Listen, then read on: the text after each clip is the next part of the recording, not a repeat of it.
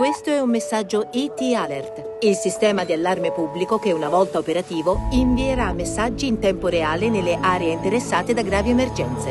Ora il governo italiano, attraverso la Protezione Civile, sta testando ET Alert. Quindi se ricevi un messaggio significa solo che sei in un'area test. Per fare la tua parte, clicca sul messaggio, entra nel sito e compila il questionario. ET Alert, il sistema nazionale di allarme pubblico. Anche in Veneto scatta il test dell'ET Alert, il sistema della protezione civile di avviso alla popolazione tramite messaggio di emergenze in corso, meteorologiche, sanitarie e industriali. La data è il 21 settembre. Il sistema di allertamento nazionale è pubblico e consiste in un messaggio che arriverà in tutti i telefoni ovviamente accesi all'interno di una determinata area. Il 21 di settembre verrà testato in tutto il Veneto, quindi arriverà un messaggio a tutti i cittadini italiani o che sono di passaggio in Veneto con scritto in maniera molto chiara che è un test. Questo test serve a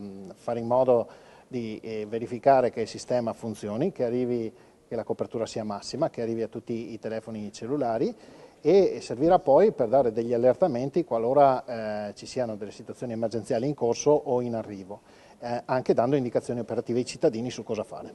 Quando arriva non bisogna fare nulla, per chi vuole può eventualmente interagire andando nel sito internet di ET Alert, c'è il link sul messaggio, per segnalare eventuali disfunzioni oppure qualcosa che potrebbe essere visto dal cittadino e che vuole segnalare, però non occorre fare nulla.